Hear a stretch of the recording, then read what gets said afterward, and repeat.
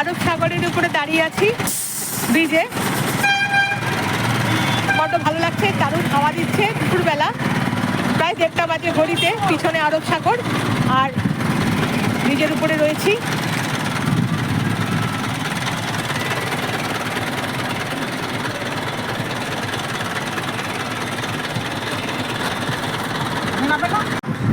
আরব সাগর, বহু প্রতীক্ষিত আরব সাগর।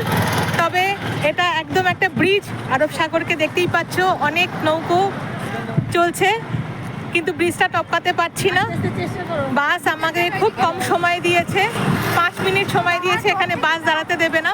এই ব্রিজের উপর দাঁড়িয়ে আরব সাগরটাকে একটু দেখার চেষ্টা করছি। অদ্ভুত লাগছে, খুব সুন্দর লাগছে আরব সাগরটা দেখতে। এই ব্রিজের উপরে এখন বেলা প্রায় 1:30 বাজে। তো 1:30 যখন বাজে, এই ভরা দুপুরবেলা, ভীষণ গরম, মাথার উপরে সূর্য, কিন্তু ভীষণ ঠান্ডা একটা হাওয়া দিচ্ছে, যেহেতু সমুদ্রের হাওয়া।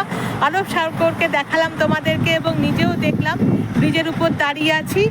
আমাদের বাসকে 5 মিনিট সময় দেওয়া হয়েছে। সে বাস দাঁড়িয়েছে 5 মিনিটের জন্য সবাইকে একটু ভিডিও করতে বা ফটো তুলতে। আমিও সেই লোক সামলাতে পারলাম না, চলে এলাম একটু ফটোটা তুলবো বলে। দেখতেই পাচ্ছ এই ব্রিজটা, দুদিকে আরব সাগর, মাঝখান দিয়ে ব্রিজটা এসছে। অনেকটা আমাদের কলকাতার দ্বিতীয় হুগলি সেতু ভাইব দিচ্ছে। ঠিক এরকম হুগলি সেতুতেও আমরা দাঁড়িয়ে কিন্তু গঙ্গার ছবি তুলি, ঠিক সেই ভাইবটাই পাচ্ছি আমরা আরব সাগরের উপরে একটা ব্রিজের উপরে দাঁড়িয়ে সেই ছবি তুলতে।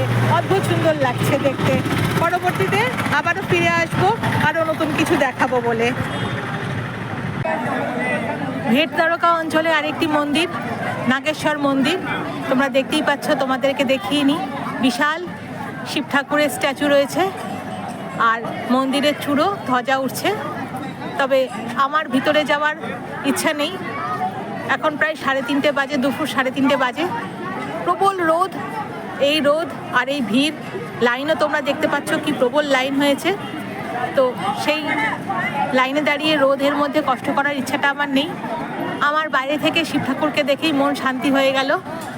জ্যোতির্লিঙ্গের আরেকটি লিঙ্গ নাগেশ্বর মন্দির, যেটা বেট দ্বারকা অঞ্চলে অবস্থিত। ঠিক বেট দ্বারকা নয়, দ্বারকা বেট দ্বারকার মাঝামাঝি জায়গায় এই মন্দিরটি অবস্থিত। আর শিব ঠাকুরের মূর্তিটা দেখে মনটা একদম প্রশান্ত হয়ে গেল। আর অগুন্তি পায়রা শিব ঠাকুরের চূড়োতে, মাথার চূড়োর চাঁদে, ত্রিশূলে, সাপের ফনায়, আঙুলের ডগায়, চতুর্দিকে পায়রা দেখতে পাচ্ছি। সুন্দর লাগছে দেখতে। ওম নমঃ শিবায়। এতদিন বঙ্গোপসাগরকে দেখেছি, আজকে দেখছি আরব সাগরকে। সূর্য অস্ত গেছে কিছুক্ষণ হলো, ঘড়িতে বাজে 7:05। এখনও সূর্যের আভা রয়েছে আকাশ জুড়ে। চলে এসেছি আরব সাগরের তীরে। অনেক দিন বঙ্গোপসাগরের তীর ঘুরেছি, বঙ্গোপসাগরে পা ভিজিয়েছি। আজকে পা ভেজাবো একটু আরব সাগরের তীরে, আরব সাগরের জলে। বালিগুলো একটু অন্যরকম, মোটা দানার একটু সাদাটে বালি। কারণ বঙ্গোপসাগরের বালির রং একরকম, আরব সাগরের বালির রং একরকম, ভারত মহাসাগরের বালির রং আরেক রকম। আর জলেরও কিন্তু 3টে রং। তো এক মোহময় আবহাওয়া, মনোময় পরিবেশ। যে সূর্য অস্ত গেছে, তার একটা দিগন্তে একটা রেখা রেখে গেছে। আর দেখতেই পাচ্ছ অ্যাম্বিয়েন্সটা কি সুন্দর, ভালো লাগছে দেখতে। পুরো সি বিচটাই তোমাদেরকে একটু ঘুরিয়ে দিলাম, দেখিয়ে দিলাম। আর নিজে তো অবশ্যই ঘুরবো, একটু জলে পা ভেজাবো, তারপরে আবার নতুন কিছু দেখব। তবে আজকের সন্ধ্যেটা ইচ্ছে আছে সি বিচেই থাকার, একটু পা ভেজানোর এই ইচ্ছেটা আছে। এখন দেখা যাক পরবর্তীতে কি কি করে এই ট্রিপটা, এই গুজরাট ট্রিপটাকে এনজয় করতে পারি। বঙ্গোপসাগর নয়, আরব সাগর।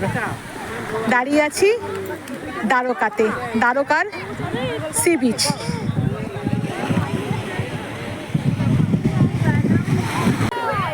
মোহময়ী আরব সাগর, অদ্ভুত সুন্দর লাগছে, ভীষণ সুন্দর লাগছে। ঢেউ কাটছে, ঢেউ ভাঙছে। সূর্য অস্ত চলে গেলেও তার রেশা তার রেশ, তার সব কিছু রেখে দিয়ে গেছে। মোহময়ী আরব সাগর। সূর্য অস্ত গেছে অনেকক্ষণ আগে, তাও মিনিট 15-20 হয়ে গেছে, কিন্তু যেতে যেতেও তার রেশটুকু আকাশে ছেড়ে দিয়ে গেছে, দিগন্তে রেখে দিয়ে গেছে তার রেশটা। নানা রকম শেডস দেখা যাচ্ছে, আর আরব সাগরের ঢেউ, একটু সাদাটে বালি, দুটো ঝিনুকও খুঁজে পেয়েছি, যেটা বঙ্গোপসাগরের তীরে দাঁড়িয়ে একেবারেই পাওয়া যায় না, কিন্তু আরব সাগর সেই ভাইবটা দিল। দুটো ঝিনুক খুঁজে পেলাম। আর হাওয়াটাও খুব সুন্দর লাগছে, ভিজে ভিজে একটা হাওয়া। সারাদিন প্রবল গরম ছিল, কারণ গুজরাটের আবহাওয়াটা খুবই গরম, কিন্তু এই 14ই ফেব্রুয়ারি আজ ভ্যালেন্টাইন ডে, ভালোবাসার দিবস। সেই ভালোবাসার দিবসে কিন্তু ভালোবেসে ফেলেছি আরব সাগরকে, ভালোবেসে ফেলেছি এই অ্যাম্বিয়েন্সে। দারুণ লাগছে এই অ্যাম্বিয়েন্সটা, মানে এটা ঠিক বলে বোঝানো যাচ্ছে না। দূরে লাইট হাউস দেখা যাচ্ছে, সন্ধে হয়ে গেছে, ঘড়ি বলছে 7:30। লাইট হাউসের আলোগুলো জ্বলে উঠেছে, পাড়ে অনেক মানুষ এসেছেন সাগরকে উপভোগ করতে, আরব সাগরকে উপভোগ করতে। কি সুন্দর লাগছে। অনেক দিনের অপেক্ষায় ছিলাম আমি গুজরাট ট্যুর করব, একটু আরব সাগরকে দেখব। সেই ইচ্ছেটা আজকে পরিপূর্ণতা হলো, পরিপূর্ণতা পেল। দারুণ লাগছে।